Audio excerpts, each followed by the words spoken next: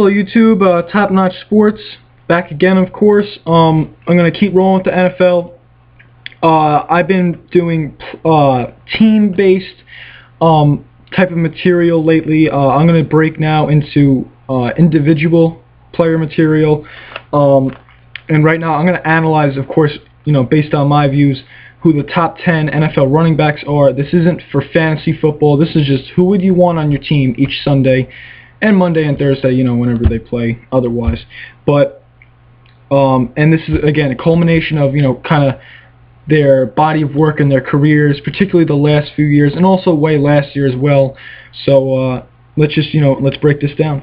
Number one, I have Adrian Peterson. One word, freak. That's it. I mean, what running back in today's game wins an MVP? And he deserved that MVP. Where would they be without Adrian Peterson?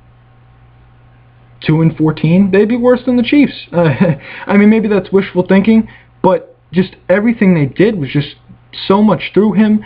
They would load the box on him, and he'd still just you just break through the line anyway. I mean, I just don't know, how you could not rank him at number one.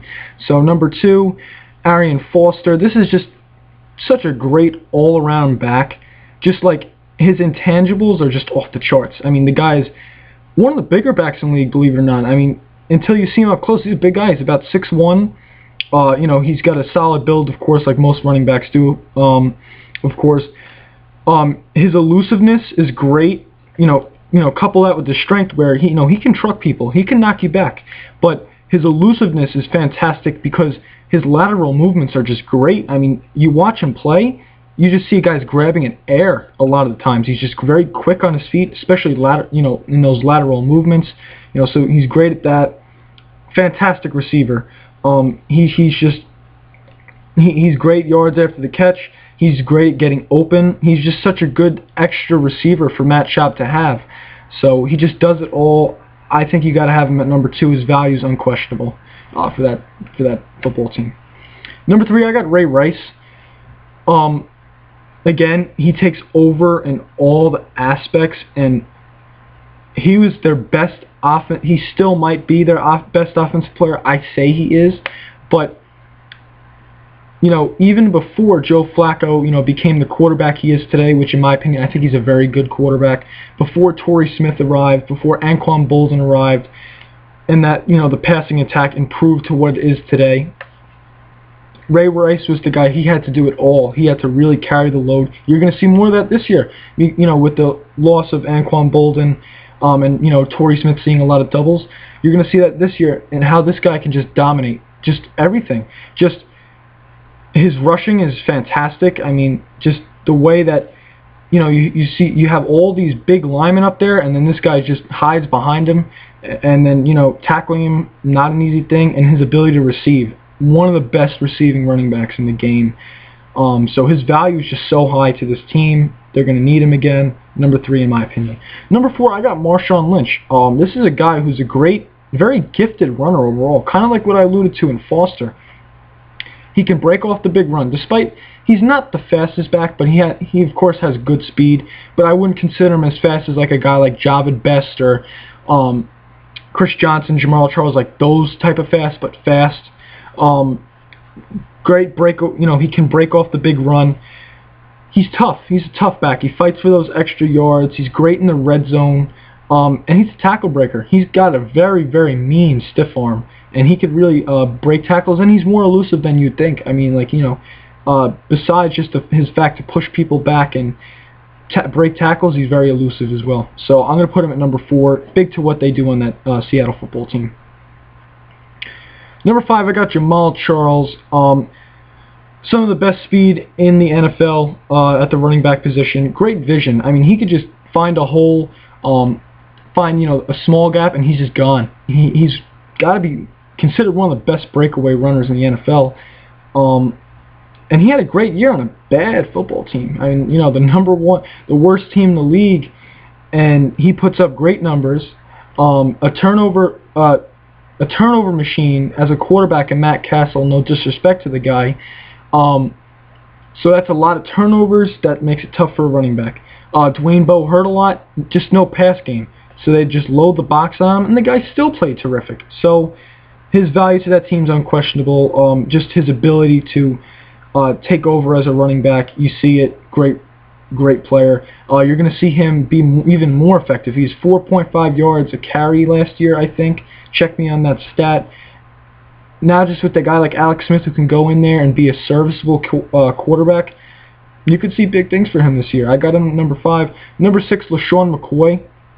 I think he's not my top 5 just yet. A few years ago, yes. But last few years with the combination of not being a good football team, excuse me, poor quarterback play by Mike Vick, especially in the turnover aspect of it, and that will kill a running back stats in his production. The way the coach uses him, Andy Reid used him, he'd either burn him out too much or he would underuse him. So we'll see what Chip Kelly could do with this guy. This guy can easily get back in the top 5. Great runner and the ability to be a great receiver out of the backfield, like a Brian Westbrook before they played together. But everyone said this guy's the next Brian Westbrook. He's better than Brian Westbrook. He could just do it all and take over games. We just got to see him being used in the the correct way by Chip Kelly. So we'll see what he does. But I say he could easily get back to top 5, which he was a few seasons prior to this one. Number 7, I have Frank Gore. Frank Gore, to me, is one of the most underrated running backs in the league at this point, and one of the most underrated players. This guy's a great football player. I mean, 49ers is, as good as Colin Kaepernick was, and, all the compliments that the defense gets and things of that juncture. This guy was huge in the NFC Championship game against the Falcons. This guy took over. This guy was huge in the Super Bowl. Played a great Super Bowl game. So I called him he's getting up there in age, but he's the guy like you think of old and reliable. The old reliable Frank Gore. He does everything. He is one of the toughest backs in the league. I mean, he takes some big hits. He fights for those extra yards, and he still plays through it. He still his durability is fantastic. He does everything. Like I said, and it's going to be a common thing throughout this list, but he's just one of the more complete backs. The way he protects the quarterback and the way he blocks is just great. The way he can catch and get the yards after the catch is fantastic, and the way he's just a tough physical runner who will beat down a defense and who can break off the big run. He's not quite as fast as he used to be in his earlier years in the NFL. He's 30 years old now, but just the guy who doesn't take plays off, quiet leader for the 49ers team. Just a great player. Very underrated in my eyes. Number 8, I got Chris Johnson. He's starting to become underrated in my eyes, too. Everyone's saying, he's not that good. I consider him a speed back and kind of a home run hitter, but why is he a home run hitter? Well, let's look at it. He's got 2 great tackles, and he's probably the fastest player in the NFL. So he can break off the big run to the outside. But what is the problem with the Titans? With their offensive line, it's not very good. The interior of the offensive line is not very good. So that's why you don't see him go up the middle a lot and get a lot of yards in that type of aspect of it. That's why. So that's got to improve. I believe it will improve for them. Also, again, not very good quarterback play. I mean, Jake Locker is not a bad quarterback. I wouldn't say he's a bad, brutal quarterback. Like kind of like no disrespect, but to Matt Castle, as I alluded to him before, Jamal Charles, but not very good quarterback play there. A lot of poor decision making, and that hurts a running back. Not a very good passing attack to really help him out there.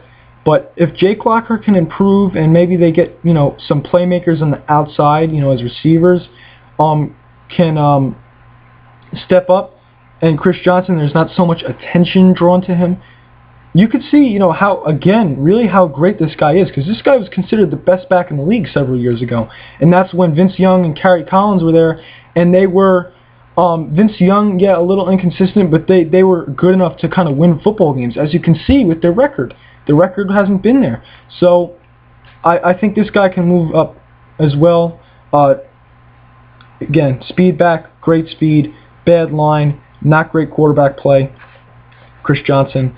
That's all I think of when I think of Chris Johnson.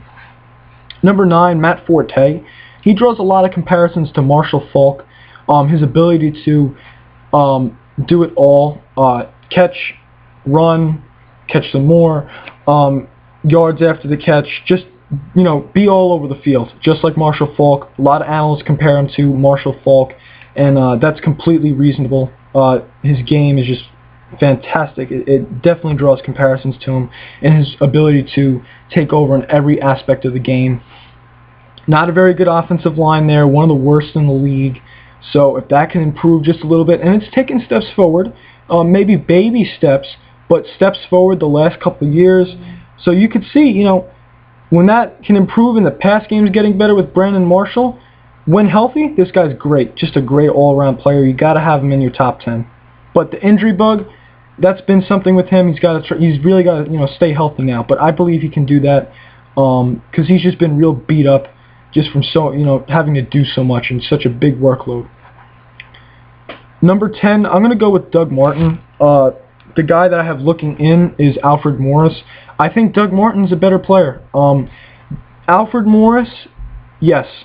Was he the number 2 in rushing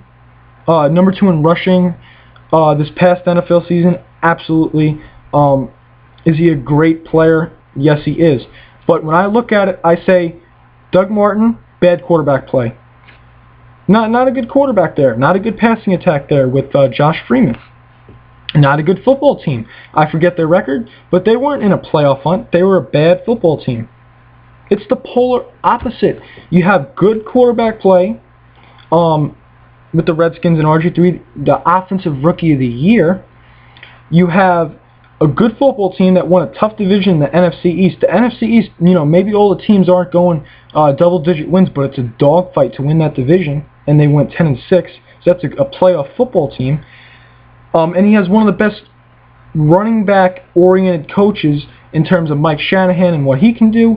I want to see if this guy can do it again because, first of all, they run the read option. I want to see if the read option can last again. More footage on it. I think eventually teams are going to learn to stop it, and I think that starts this season. As Chuck Pagano said, I completely agree with Chuck Pagano in that light.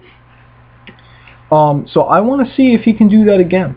And again, so when you look at it, supporting cast-wise, Alfred Morris has way more than Doug Martin. Doug Martin was still in top 5 in rushing yards. Doug Martin is one of the best receiving running backs who does it all, but he's one of the best receiving backs, and just his ability to take over games at all facets. So just imagine if Doug Martin was on the Redskins, what he could have done with a better quarterback, a better team, and a better a better system for a running back and running the read option. I think that shows he's a better player. So I'm going to say Alfred Morris is the guy looking in. I want to see what he can do again this year, but I think he could easily move in the top 10. I think he's a great player, but I just want to see what he can do.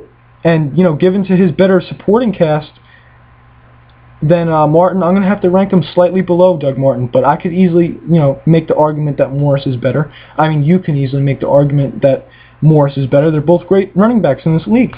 So give me some comments. I'd love to debate with you guys, of course, all constructive criticism, of course. And also, you can hit me up on Twitter and upload my videos to Twitter. Spread the word for me. I'm into that social media stuff now, so I appreciate you guys taking the time to watch.